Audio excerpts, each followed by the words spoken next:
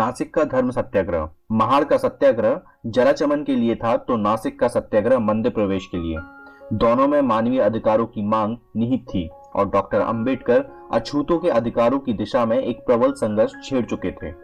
नासिक सत्याग्रह से पूर्व कुछ ऐसी महत्वपूर्ण घटनाएं घटी जिनका पहले कुछ विवरण दे दिया जाए तो अच्छा रहेगा।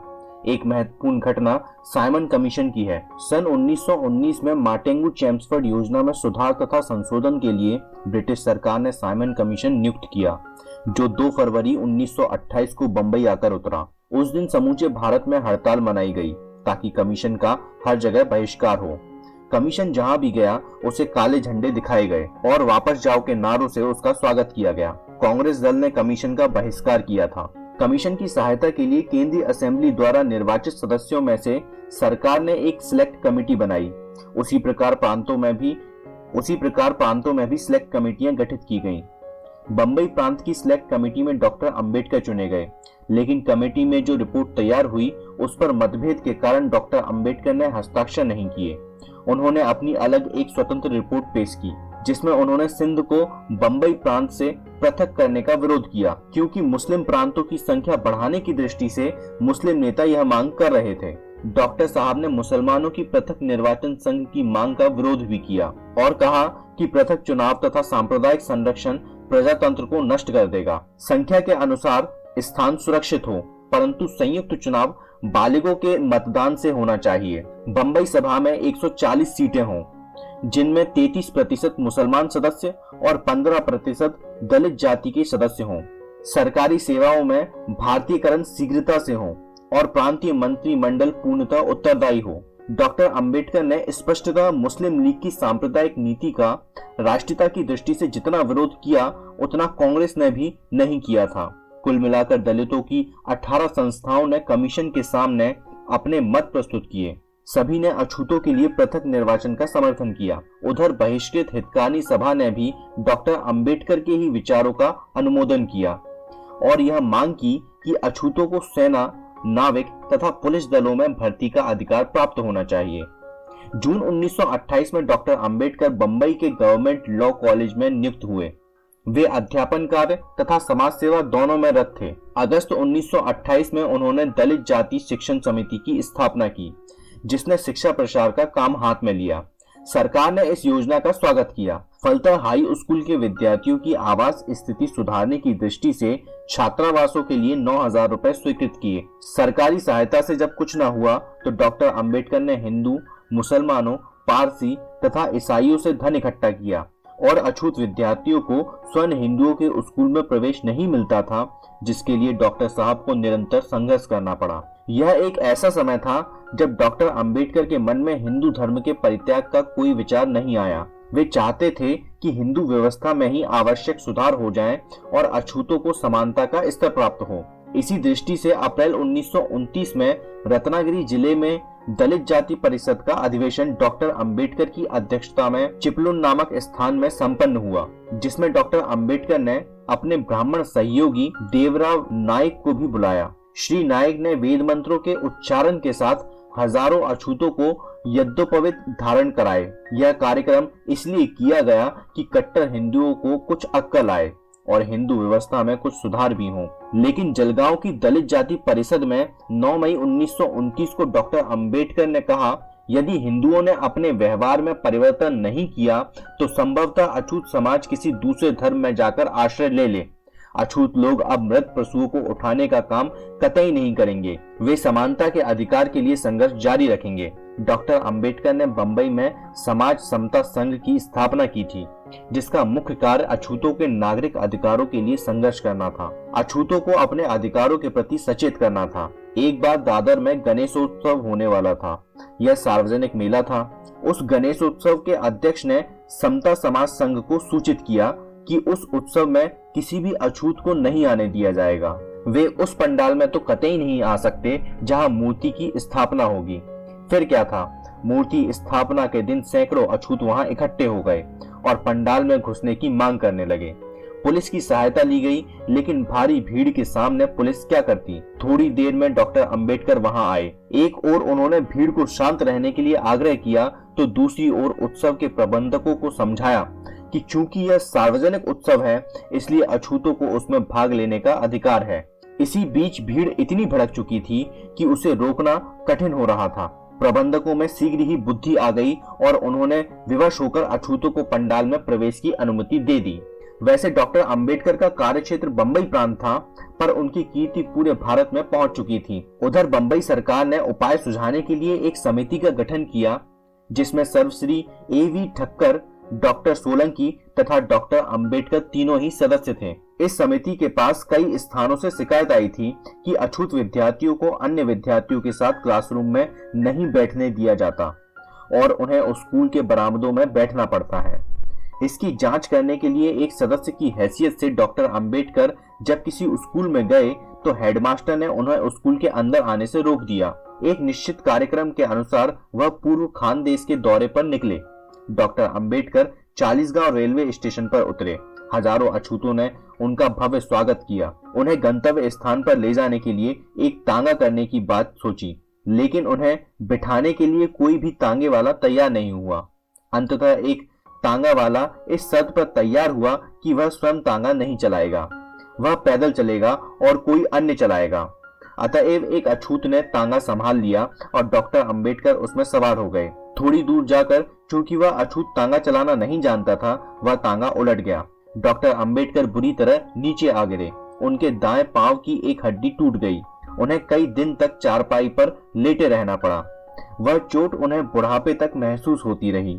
यह अभागी घटना 23 अक्टूबर 1929 को घटित हुई। डॉक्टर साहब को हिंदू समाज में कष्ट और कठिनाइयों के सिवाय और कुछ क्या मिल सकता था।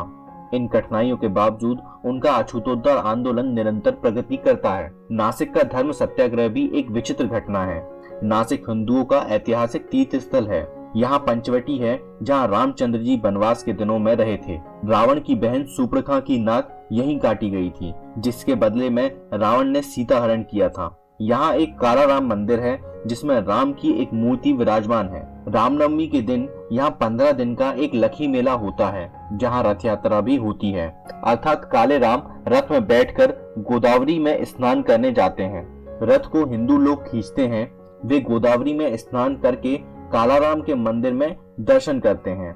अछूतों की भी यह इच्छा थी कि वे भी ऐसा करें, पर उन्हें कौन ऐसा करने देता। अछूत लोग इस बात के लिए सन 1929 से प्रयास कर रहे थे कि उन्हें भी रथ छूने दिया जाए, गोदावरी के मुख्य घाट पर स्नान करने दिया जाए और मंदिर में काले राम के दर्शन भी करने दिए जाएं, लेकिन उनको सफलता नहीं मिली। महार सत्याग्रह ने बाबा साहब का नाम वहां तक पहुंचा दिया था।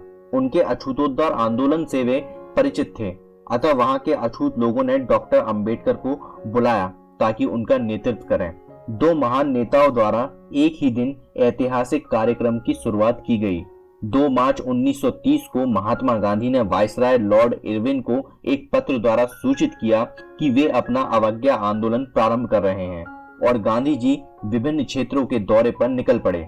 2 मार्च को ही डॉक्टर अंबेडकर ने अछूतों द्वारा कालाराम मंदिर में प्रवेश के अधिकार को लेकर सत्याग्रह प्रारंभ किया। अंतर केवल इतना था कि एक ओर महात्मा जी भारतीयों की राजनीतिक स्वतंत्रता के लिए संघर्ष कर रहे थे, तो दूसरी ओर डॉक्टर साहब दलितों की सामाजिक स्वतंत्रता के लिए लड़ रहे थे। दोनों ही आंदोलन मानवीय स्वतंत्रता के लिए अहिंसात्मक ढंग से प्रारंभ किए गए थे। डॉक्टर अंबेडकर 2 मार्च 1930 को ही बंबई से नासिक पहुंच गए। उनकी अध्यक्षता में एक आम सभा हुई, जिसमें अपार भीड़ थी। सर्वसम्मति से यह निर्णय हुआ कि सत्याग्रह अवश्य किया जाए। सत्याग्रह की विधिवत घोषणा कर दी गई और सभी स्त्री पुरुष बड़ी से बड़ी कुर्बानी देने के लिए तैयार थे। दोपहर बाद 3 बजे अछूतों का एक विशाल जनसमूह इकट्ठा हुआ। सभी एकत्र स्त्री पुरुष 4-4 की कतार में अनुशासित ढंग से कालाराम मंदिर की ओर एक जुलूस के रूप में चल पड़े। आगे आगे बैंड बाजा बज रहा था, उसी के पीछे समता दल के सदस्य, फिर 500 अछूत स्त्रियों और उनके पीछे अछूत भाइयों की अपार नियंत्रित भीड़।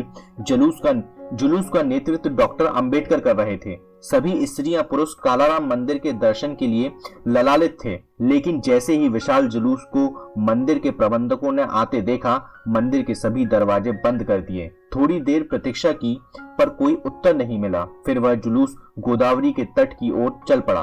जहां पहुंचकर वह एक सभा में परिणत हो गया। भाषणों के पश्चात सभी स्त्री पुरुषों ने सत्याग्रह की शपथ ग्रहण की ताकि प्रयास विफल न हो। सत्याग्रह का स्वतः बहुत प्रचार हुआ। सरकार ने शहर में दफा 140 लगा दी। यह घोषणा भी करवा दी गई कि कालाराम मंदिर के आसपास 100 गज के अंदर इकट्ठा घूमने वालों को पकड़ लिया जाएगा।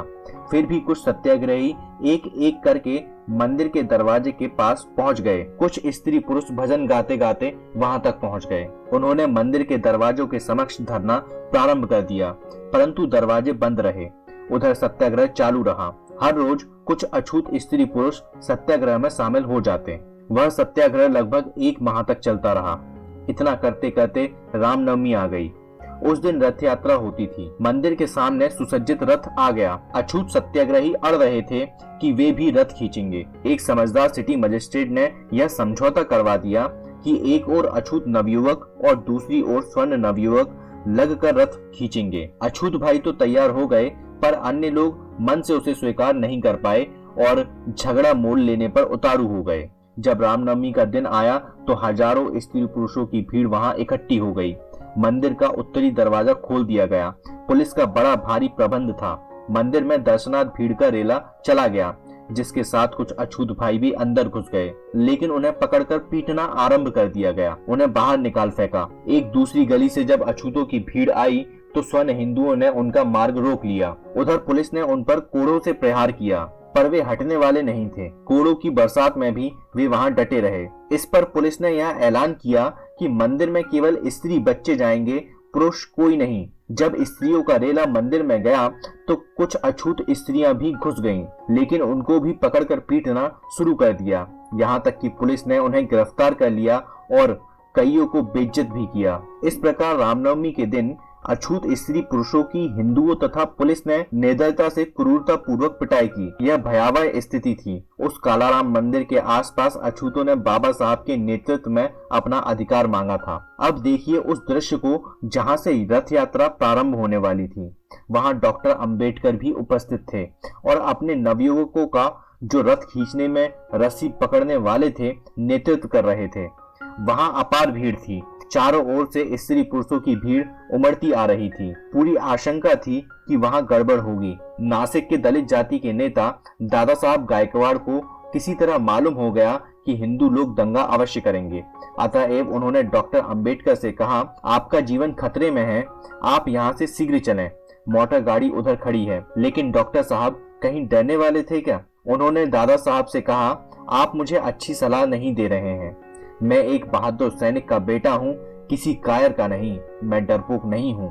चाहे जो कुछ हो, मौत के भय से मैं यहाँ से कतई नहीं हटूंगा। दूसरों की जान मौत के मुंह में डालकर मैं भागने वालों में से नहीं हूँ। दादा साहब चुपचाप खड़े रह गए, आगे कुछ न कह पाए। इसी बीच एक और खड़े हिंदुओं ने उन नवयुवकों पर यह कहकर कि मारो मारो हल्ला बोल दिया, जो रथ खींचने के लिए खड़े थे। इतने में दूसरी ओर खड़े स्वर्ण हिंदू उस रथ को खींचकर भाग गए और उस रथ को तंग मार्ग में ले जाकर खड़ा कर दिया। रथ के आगे पीछे सशस्त्र पुलिस का पहरा लगा दिया ताकि वहां अछूत न आ सकें। लेकिन कुछ अछूत नवयुवक, जिनमें बहुत जोश था, पुलिस की कतार काट कर रथ के पास पहुंच गए और जब उसे खींचने का प्रयास करने लगे तो स्वर्ण हिंदुओं ने उन पर ऐसी क्रूरता से प्रहार किया कि वे खून से लथपथ हो गए। इसी बीच डॉक्टर साहब भी वहां पहुंच गए। उन पर भी पत्थरों की वर्षा होने लगी, जिनसे उनको काफी चोट आई। उनके साथी तथा अन्य अछूतों ने उन्हें चारों ओर से घेर लिया था ताकि उन्हें गहरी चोट न लगे। इस प्रकार उनके प्राणों की रक्षा की गई। उस दिन सारे नासिक शहर तथा आसपास अछूतों और स्वर्ण हिंदुओं के बीच दंगे होते रहे, लेकिन सत्याग्रह जारी रहा। दोनों ओर से मारपीट चल रही थी। फिर भी अछूत स्त्री पुरुष एक जुलूस के रूप में मार खाते, जान खतरे में डालते हुए गोदावरी के उस घाट की ओर बढ़े जा रहे थे जहां अछूतों को स्नान करने की अनुमति नहीं थी। उस समय वहां 50,000 स्वर्ण हिंदू नर नारी स्नान कर रहे थे। उनमें से कुछ पूजा पाठ में लीन थे। वहीं अछूत नर नारियों ने स्नान करना प्रारंभ कर दिया। यह देख पुलिस ने उन पर हमला शुरू कर दिया। पुलिस ने स्नान करने वाले अछूत स्त्री पुरुषों पर डंडे बरसाए, पर वे स्नान करते रहे। अपने धर्म की रक्षा के लिए हिंदुओं ने पुलिस का पूरा सहयोग प्राप्त किया। जहां जहां अछूतों ने नहाया था, वहां वहां डंडों से अपवित्र जल को मार मार कर शुद्ध किया गया। उसी समय स्वर्ण हिंदुओं ने अछूत नर नारियों पर हमला बोल दिया। फलतः उन्हें खून से भी नहला दिया गया। मेले में हाहाकार मच गया। आए हुए तीर्थयात्री भी भागने लग गए। सबको अपनी अपनी जान बचाने की पड़ गई। इस प्रकार छुआछूत के कलंक ने न स्वर्ण हिंदुओं को नहाने दिया और न ही अछूतों को। कैसी विचित्र स्थिति थी हिंदू मन एवं समाज की, जिसने अपने ही भाइयों के बीच गहरी खाई खोद दी थी। स्पष्टतः स्वर्ण हिंदुओं ने ललायत अछूत नर नारियों को न तो कालाराम के दर्शन होने दिए और न ही उन्हें गोदावरी के तट पर स्नान करने दिया। अछूत नवयुवकों को रथ यात्रा के स्थान पर निर्दयता पूर्वक मारा पीटा, लेकिन अछूत लोगों में सत्याग्रह एवं संघर्ष का जोश निरंतर बना रहा। फलतः हिंदुओं को मंदिर के दरवाजे 1 साल तक बंद रखने पड़े। वह मंदिर प्रवेश का सत्याग्रह रथ यात्रा पर केंद्रित हो गया। जब रथ यात्रा का समय आता तभी अछूत स्त्री पुरुष उसे खींचने की मांग करते। अतएव जिलाधीश ने रथ यात्रा की प्रथा ही बंद कर दी। रथ यात्रा के बिना ही मूर्ति को स्नान कराने के लिए ले जाने की अनुमति दे दी, परंतु सन 1931 में उस पर भी प्रतिबंध लगा दिया। एक ऐसा समय आ गया जब मंदिर प्रवेश पर कानून बन गया और अक्टूबर 1935 में कालाराम के दरवाजे अछूतों के दर्शनार्थ खुल गए। सत्याग्रह की महत्वपूर्ण बात यह थी कि अछूतों की सिख भाइयों ने बड़ी सहायता की थी। कुछ सिख महात्मा गांधी जी के पास भी गए ताकि वे सत्याग्रह का समर्थन करें, किंतु उल्टे गांधी जी ने यह कहा, सत्याग्रह विदेशियों के विरुद्ध किया जाना चाहिए, अपने ही देश के लोगों के विरुद्ध सत्याग्रह करना उचित नहीं। एक संदर्भ में महात्मा जी ने यह भी सुझाव दिया था कि यदि स्वर्ण हिंदू अछूतों को पुराने मंदिर में नहीं जाने देते तो उनके लिए नए मंदिर बनवा देने चाहिए। क्या गांधी जी का ये तर्क वास्तव में न्यायोचित था? क्या यह संभव था कि स्वर्ण हिंदू अछूतों के लिए नए पृथक मंदिर बनवाते?